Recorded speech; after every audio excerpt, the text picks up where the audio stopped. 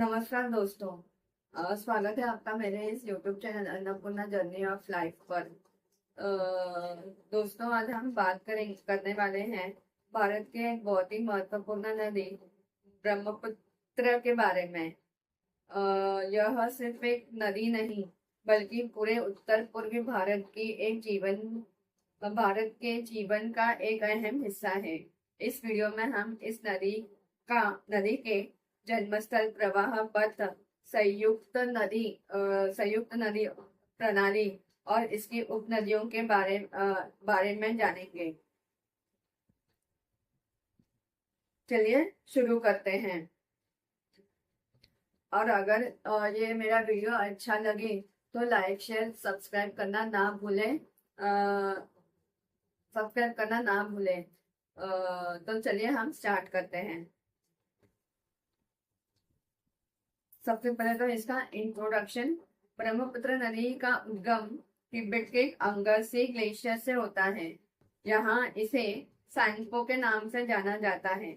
यह नदी तिब्बत के ऊंचाई वाले क्षेत्र से होकर अरुणाचल प्रदेश में प्रवेश करती है, जहाँ इसे सियांग या दिहांग कहा जाता है। इसके बाद यह असम में आकर ब्रह्मपुत्र के नाम से प्रचलित हो जाती है। आगे यह बांग्लादेश में प्रवेश करती है, जहाँ इसका संगम गंगा नदी से होता है और यह पद्मा नदी का रूप ले लेती है। अंत में यह सुंदरबंस डेल्टा बनती हुई बे ऑफ बंगाल में सम्मिलित हो जाती है।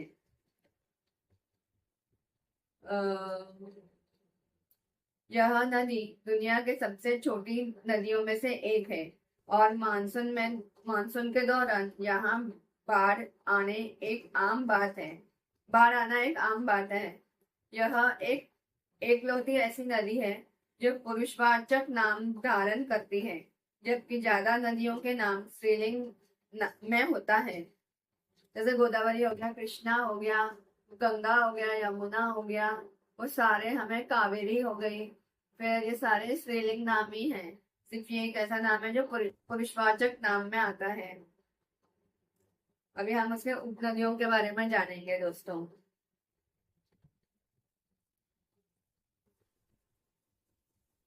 ब्रह्मपुत्र नदी की एक महत्वपूर्ण उपनदियां हैं। कई महत्वपूर्ण उपनदियां हैं जो इसे और मजबूती देती है। इन्हें दो भागों में बांटा जा सकता है, दाई that is right bank tributaries और बाई that is left bank tributaries. जो दाई ओर से आती है और कुछ बाई ओर से आती है, आकर ब्रह्मपुत्र नदी में मिलती है दोस्तों। तो अभी हम सबसे पहले तो बाई ओर से आने वाली नदियां जो ब्रह्मपुत्र में मिलती है वो हम देखेंगे। तो बाई ओर से आने वाली आकर कौन सी है? शुभांशरी। तो वो नदी आती है ब्रह्मपुत्र नदी में, सबसे बड़ी उपनदी है। ये जो सुभांशरी नदी है वो सबसे बड़ी उपनदी है ब्रह्मपुत्र नदी की। फिर दिबांग जो अरुणाचल प्रदेश से आने वाली एक प्रमुख नदी है। लोहित बहुत तीव्र प्रवाह वाली नदी जो असम में मिलती है। असम में ब्रह्मपुत्र नदी को आकर मिलती है, बट तेज प्रवाह वाली नदी है। लोहित का एक नेशनल पार्क भी है दोस्तों, लोहित नेशनल पार्क भी है। तो आप वो मुझे बताइएगा कहाँ पर है। मानस तो है ही, मानस कहाँ पर है वो भी आप मुझे बताइएगा कमेंट्स में। धनुश्री आसाम और नागालैंड के बीच में ना बहने वाली महत्वपूर्ण नदी है ये भी।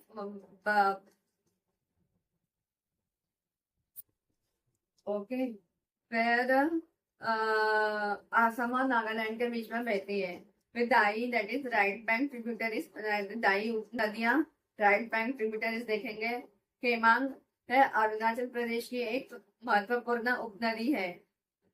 ओके। मानस एक महत्वपूर्ण नदी जो मानस नेशनल पार्क से होकर आती है। दोस्तों, ये मानस नेशनल पार्क कहाँ पर है वो मुझे कमेंट्स में बता देना। तिस्ता जो सिक्किम और पश्चिम बंगाल से होकर बहने वाली महत्वपूर्ण नदी है। सिक्किम का ये लाइफलाइन कहा जाता है तिस्ता रिवर को।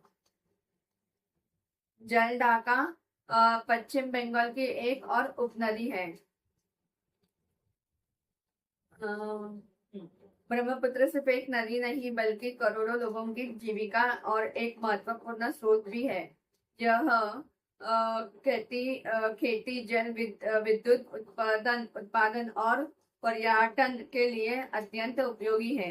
लेकिन हर साल मानसून में आने वाली बाढ़ इसके आसपास के इलाकों में तबाही भी मचा सकती है, मचाती भी है।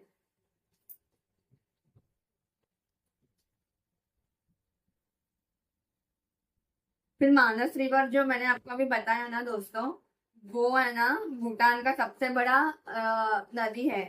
ओके, वो भी आकर ब्रह्मपुत्र में आके मिलती है।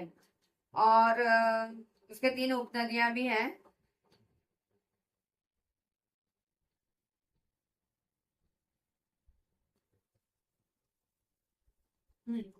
376 किलोमीटर बहने के बाद है ना वो ब्रह्मपुत्र नदी में ना जोगी गुफा करके एक जगह है, वहां पे मिलती है ब्रह्मपुत्र नदी को।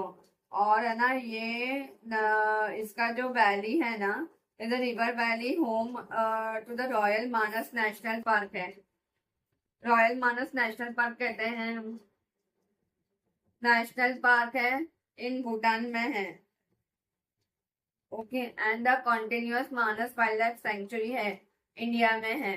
हाँ, और इसके ऊपर यहाँ पे ना टाइगर सबसे ज्यादा पाए जाते हैं। टाइगर्स है, टाइगर रिजर्व है, एलिफेंट रिजर्व है, बायोस्फीयर रिजर्व है, और यूनेस्को वर्ल्ड हेरिटेज साइट भी है।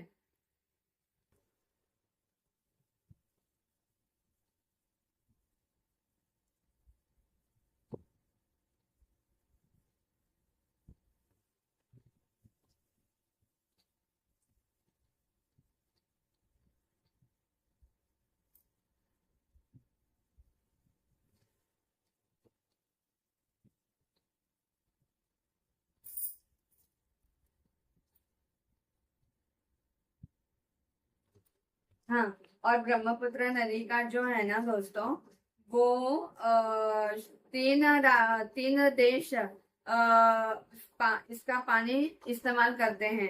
ब्रह्मपुत्र नदी का वो है shared by China, India and Bangladesh. 90 में 2000 में there was repeated speculation about China building a dam at a great bend with a views to divert the waters to the north of the country। तो ऐसा 90s में और 2000s में ना ऐसा बोला गया। इंडिया और बांग्लादेश ने ऐसा बोला कि चाइना है ना बहुत बड़ा डैम बना रहा है चाइना में, ग्रेट बेंड करके, ताकि पानी पर वो डाइवर्ट कर सके। लेकिन बाद में चाइनीज गवर्नमेंट ने इसको डिनाई कर दिया, मना कर दिया कि हम ऐसा कुछ बना नहीं रहे हैं। ओके, और फिर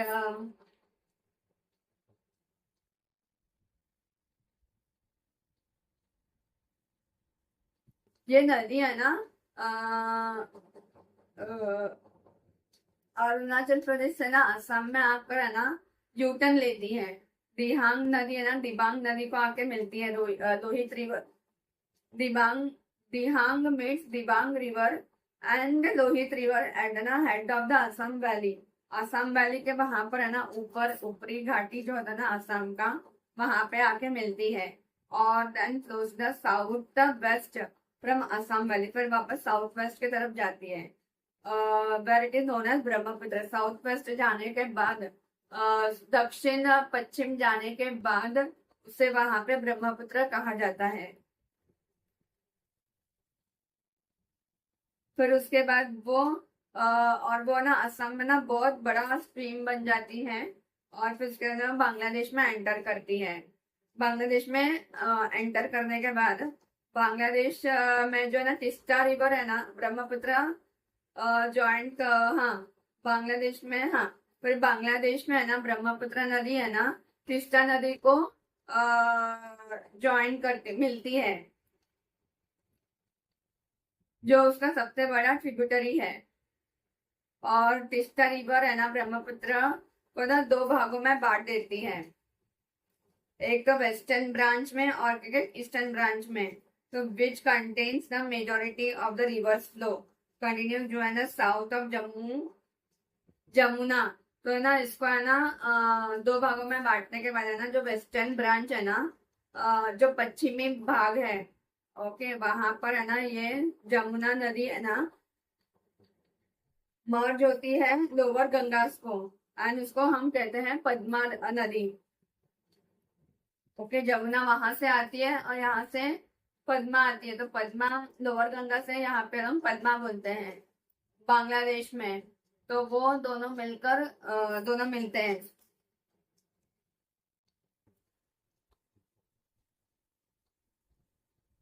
फिर ईस्टर्न ब्रांच में ईस्टर्न ब्रांच जिसको है ना ओल्ड, अच्छा हाँ, ईस्टर्न के वहां पे उसको क्या मिलता है, लोअर होता है ओल्ड ब्रह्मपुत्र, और वहां पे वो ज्वाइन करती है पद्मा नदी, फिर आगे जाके मेघना नदी बनती है, कहाँ पे, ढाका में। ओके,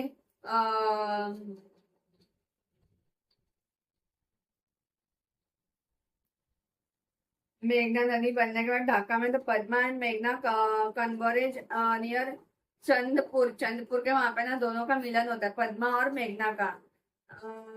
और वो बाद में बे ऑफ बंगाल में चली जाती है। ब्रह्मपुत्र का किलोमीटर लॉन्ग कितना है, 3848 किलोमीटर है, और वो ड्रेनेज एरिया है उसका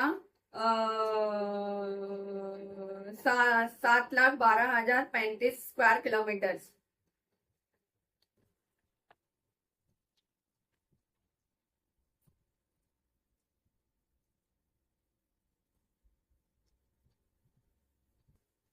तो दोस्तों यही थी एक रोचक जानकारी ब्रह्मपुत्र नदी के बारे में। यह नदी हमारे देश का इतिहास, अर्थव्यवस्था और संस्कृति का एक अहम हिस्सा है। आपको ये वीडियो कैसा लगा, कमेंट्स करके जरूर बताइए, और अगर आपको यह पसंद आया तो लाइक करें, शेयर करें, और मेरे चैनल को सब्सक्राइब करना ना भूलें। धन्यवाद।